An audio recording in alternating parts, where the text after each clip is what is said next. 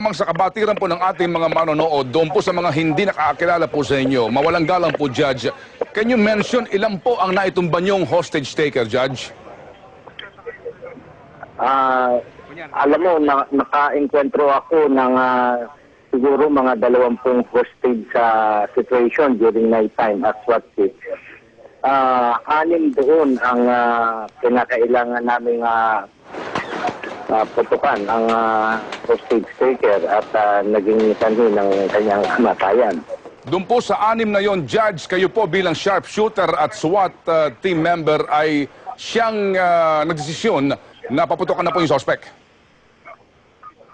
Opo, dahil nagpakita na siya ng violent reaction, sinasaktan na niya ang kanyang mga biktima at hindi na siya nakikipag-negotiate sa amin. So, Judge, doon po sa punto ng coverage po ng media at pag-cordon off po ng mga pulis, ano ang inyong komento ron, Judge? Ay, yung pag-cordon ng area, dapat sakop yan ng community precinct na nakakasakop ng lugar kung saan nangyari. Etong katulad nitong nangyari ngayon, makita mo naman sa news na after the SWAT signal na tapos na, naglusuban na yung mga usisero. Wala nang nag-control, wala nang crowd control. Maaaring siguro ang maging excuse nila dyan ay dahil sa sobrang lakas ng ulan. But then, dapat ready sila umaga pa lang. Mag-umpisa pa lang ang hostage situation. Hulihong punto, Judge, inyo napansin na nung lumabas po yung driver na nakatakas at agad nagsabing patay na ang lahat ng mga hostage, walang kaabog-abog pong lumusob na ang mga miyembro ng SWAT at yung nga po, no, nagbasag po ng salamin, naghulog ng tear gas at nagpaputok po yung suspect from the inside. Anong inyong komento ron, Judge? Yan nga, hindi pa nakukonfirm kung patay na nga kung totoo yung sinasabi ng bus driver na patay na nga yung lahat ng hostage victim. Nagkaroon na ng reaction na parang pati yung ating kapulisan ay nagpanik na. Makarinig ka na ng sunod-sunod na putok at pati yung paghahagis ng tear gas dun sa loob ng bus kung saan 15 biktima pa ang nandun ay parang hindi tama. So, Judge, bilang dating pulis at isa po sa mga kagawad ng SWAT sa pangyayaring ito, ano po ang inyong rekomendasyon sa pulisya? Ay dapat talaga yung aming disaster preparedness, yung mga crisis management committee ay hindi talaga tumitigil sa periodic na pag-aaral. Kasi pagka nawalan na ng hostage situation, ang huling-huling hostage situation na medyo mabigat yung kay Ducat, which happened 3 years ago, yes. So, for 3 years, walang hostage situation, parang naging lack. So, confronted again with another situation, parang medyo nawala na yung play ng bawat agency, ng bawat departamento. Pero sa ngayon ho ba, Judge, maaari po natin sabihin na hindi maiiwasan ngayon na managot ang ilang pong mga hepe ng pulisya sa pangyayaring ito? Maaari po after investigation, yung mga judgment call na medyo mali, dapat managot siguro yung mga opisyal na nag-handle ng hostage situation. Your Honor, sir, thank you so much, Judge Jimmy Santiago. Dati pong kagawad ng SWAT ng lungsod ng Maynila at sa kanya ho nanggaling mismo na doon sa 20 mga hostage drama noon, 6 doon mga kaibigan ang kanyang nabaril patay.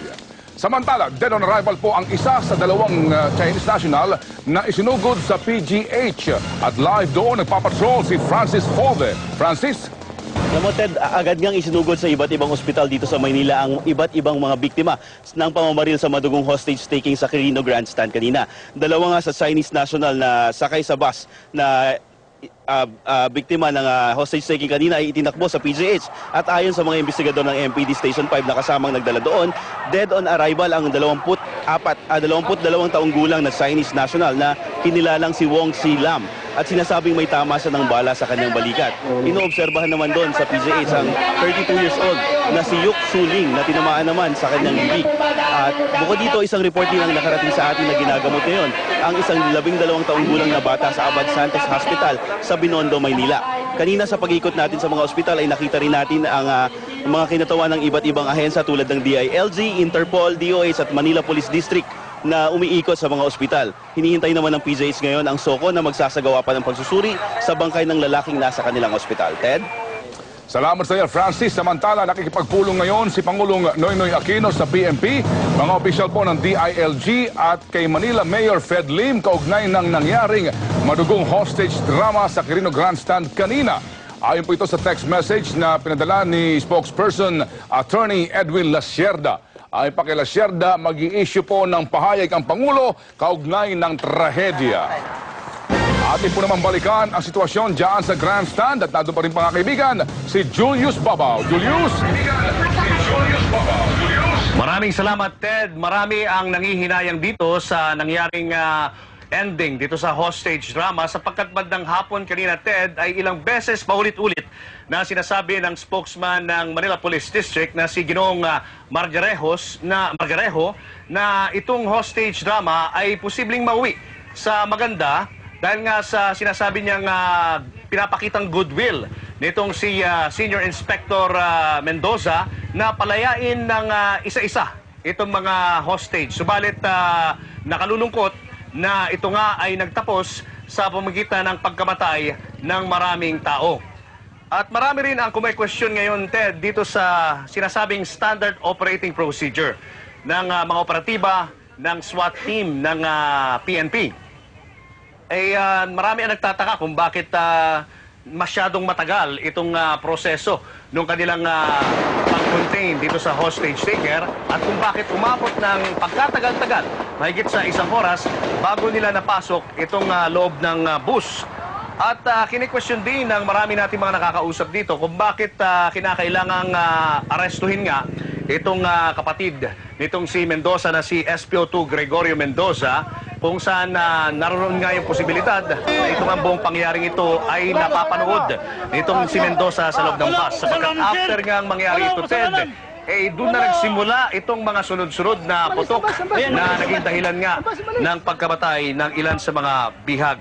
Napansin din natin, Ted, na talagang nahirapan itong mga operatiba na makapasok doon sa loob ng bus, maging yung mga bintana na kanilang winawasak ay halos hindi mabasag yung mga salamin. At isa rin sa mga naging problema riyan ay yung pintuan ng bus. Eto, pinapakita natin na hindi nila mabuksan. Kaya't may mga nakausap din tayo mga ilang Chinese national dito kanina na nagmamasid sa buong kaganapan at talagang dismayado sila, Ted. At kanilang sinasabi na bakit naman ganito ang naging pangyayari, gayong isa lang naman itong hostage taker ng naturang bus. Marami kasi ang nagtataka rin kung bakit hindi kagad tinapunan ng tear gas itong loob ng bus na siya naman naging dahilan din, Ted, kung bakit na-contain itong si Senior Inspector Mendoza sapagkat nung simulang tapunan ng tear gas itong loob ng bus, saka ito sumilip doon sa may butas sa pintuan ng sasakyan kung kaya't nagkaroon ng pagkakataon itong mga operatiba na siya ay barilin. Isang palaisipan ito sa Philippine National Police kung paano nila aayusin ang kanilang sistema sa kapulisan, gayong ito pong buong pangyayaring ito ay nasaksihan ng buong mundo. Balik muna sa Ted. Salamat, Julius. At yan po ang mga balitang nakalap sa aming mas malawak na pagpapatrol. At sa ilang sandali, bandila kasama si Ces Drilon at Henry Omagadias. Magandang gabi po.